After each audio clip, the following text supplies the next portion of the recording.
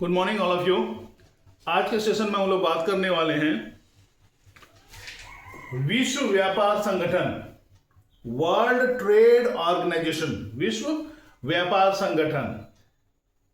तो वीडियो को लास्ट तक जरूर देखिएगा और चैनल को सब्सक्राइब, शेयर, लाइक और कमेंट जरूर कीजिएगा ताकि अगले वीडियो में क्या सुधार करना पड़े इस पे हम लोग विचार विमर्श कर सके, हमारी टीम विचार विमर्श कर सके, इसलिए कमेंट जरूर कीजिएगा। तो चलिए आज के सेशन में हम लोग बात करने वाले हैं विश्व व्यापार संगठन, वर्ल्ड ट्रेड ऑर्गेनाइजेशन। ये है क्या?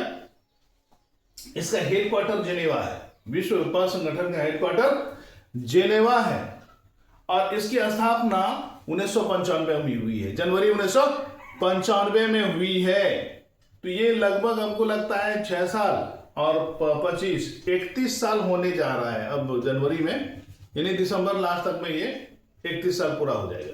तो ये विश्व व्यापार संगठन की स्थापना 1995 में हुई है और भारत उसका स्थापना का सदस्य देश रहा है, यानी कि स्थापना होने में भारत का भी योगदान है। इन्होंने भी समर्थन किया कि एक विश्व व्यापार संगठन होना चाहिए, एक बड़े लेवल पर। देश में तो संगठन होता ही है, लेकिन एक वर्ल्ड लेवल पर एक ऑर्गेनाइजेशन होना चाहिए, एक संस्था होना चाहिए, एक संगठन होना चाहिए, ताकि अगर किसी भी प्रकार की व्यापार संबंधी समस्या आए, क्या है, व्यापार संबंधी, ट्रेड संबंधी समस्या आए, तो उनका निपटारा कैसे हो। हमारे देश में, किसी के देश में अगर होगा तो वहां की सरकार, वहां की अदालत उसको निपटारा कर देती है, लेकिन अगर अंतरराष्ट्रीय बाजार में समस्या आ जाए तब कौन करेगा? वो तो अपने देश में हो नहीं सकता है।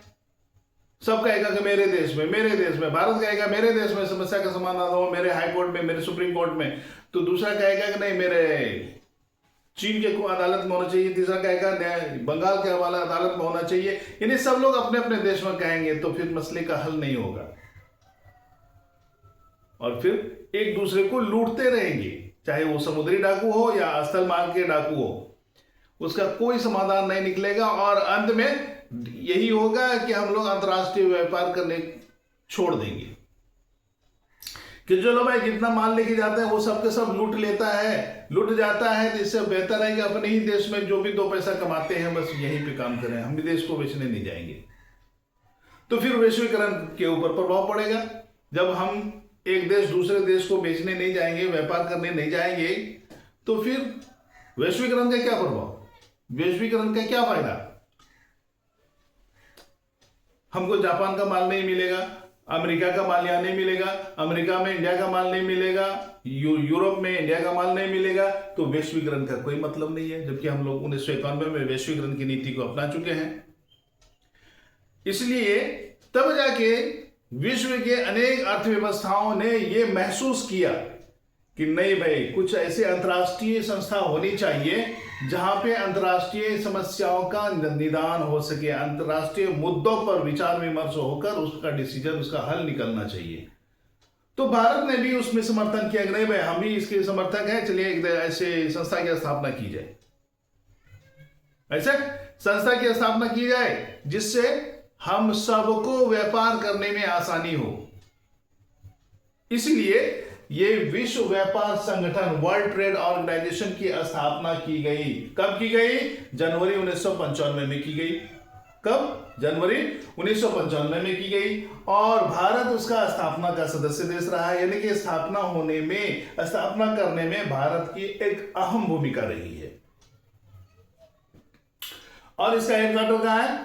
जेनेवा। कहां है? वर्ल्ड ट्रेड ऑर्गेनाइजेशन का हेडक्वार्टर जेनेवा में है। अब इसका काम क्या है? अब इसका काम यह है कि अंतरराष्ट्रीय बाजार में जो भी समस्याएं आती हैं उसका हल इसी से निकलता है, विश्व व्यापार संगठन से निकलता है। सुलझाता है, इस मामले को सुलझा के दोनों पक्ष को संतुष्ट करता है। ठीक है, लेकिन समस्या अब यहां आती है कि जो विकासशील अर्थव्यवस्था वाला देश है उसके ऊपर तो ये फुल्ली हावी होता है, विश्व व्यापार संगठन फुल्ली हावी होता है। लेकिन जो विकसित अर्थव्यवस्था वाले देश हैं वो देश इसको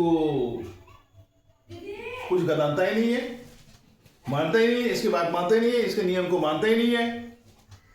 नहीं, इसकी नियम को वो नहीं मानता है। वो बोलता है अरे यार तू अपने नियम अपने पास रख, हमको व्यापार करने दे मेरी मर्जी के हिसाब से। ऐसा इसलिए कहते हैं कि उसके पास पावर है, ताकत है। वो ये विश्व व्यापार संगठन उस देश की सरकार का कुछ नहीं बिगाड़ सकता है। और विश्व के सभी देश एक पक्ष में हो जाएंगे तो एक नौबत आएगी कि भाई सीधे युद्ध होगा। हम नहीं मानेंगे, नहीं मानोगे तो जैसे हम लोग करते हैं ना, नहीं मानोगे नहीं मानोगे, 2 थप्पड़ लगा देते हैं। लेकिन मामला यहीं तक सिमट के रह जाती है। लेकिन जब राष्ट्रीय स्तर पर मामला आती है, जब एक पक्ष में 10 देश हो जाएगा, दूसरे पक्ष में फिर वो भी कहेगा कि ना हम इसके पक्ष में है, तो यही मामला हल होगा ना। अब युद्ध होगा, नरसंहार होगा। इसीलिए लोग नरसंहार से डरते हैं, युद्ध से डरते हैं कि छोटी मोटी बात के लिए क्या युद्ध करेंगे। युद्ध एक अच्छी, युद्ध कभी भी बढ़िया चीज नहीं है। चाहे महाभारत का युद्ध हो, प्रथम विश्व युद्ध हो, या फिर द्वितीय विश्व युद्ध हो, या फिर इंडिया पाकिस्तान का युद्ध हो, इंडिया चीन का युद्ध हो, अमेरिका इराक सऊदी अरब कुवैत का युद्ध हो, कोई भी युद्ध हो, कभी भी बेहतर नहीं है। वो हमेशा नुकसान ही करता है। सबसे पहले तो लोगों की जान चली जाती है। तो ये विकसित अर्थव्यवस्था इसके नियम को नहीं मानते हैं। कभी कभी क्या बराबर वो लोग नियम को तोड़ते रहता है, और ये विश्व व्यापार संगठन कुछ नहीं कर पाते, जबकि वो भी इसका सदस्य देश है, लेकिन फिर भी वो लोग नियम को तोड़ते रहते हैं। तो विश्व व्यापार संगठन क्या हुआ? अंतरराष्ट्रीय बाजार में जो व्यापार के संबंध में जो समस्याएं आती है वो यहां पे सुलझाया जाता है। WTO, वर्ल्ड ट्रेड ऑर्गेनाइजेशन, यहां पे सुलझाया जाता है। जिस भी प्रकार की समस्या हो, चाहे व्यापार से संबंधित समस्या हो, या फिर लेन देन से संबंधित समस्या हो, मूल्य से संबंधित समस्या हो, क्वालिटी से संबंधित समस्या हो, क्वांटिटी से संबंधित समस्या हो, किसी भी प्रकार की समस्या हो, उसका निदान अंतरराष्ट्रीय बाजार में इसी विश्व व्यापार संगठन के माध्यम से किया जाता है, और फिर दोनों पक्ष को संतुष्ट कर दिया जाता है। मामला वहीं पे समाप्त हो जाता है। तो मुझे उम्मीद है कि आज का सेशन काफी अच्छा लगा होगा विश्व व्यापार संगठन के मामले में। इसकी स्थापना कब हुई है? जनवरी 1995 में, और भारत भी स्थापना का सदस्य देश रहा है, यानी कि स्थापना से ही भारत उसका सदस्य देश रहा है। और इसका हेडक्वार्टर कहाँ है? जेनेवा में है। और वर्ल्ड ट्रेड ऑर्गेनाइजेशन का शॉर्ट फॉर्म को क्या होता है? WTO, world trade organisation.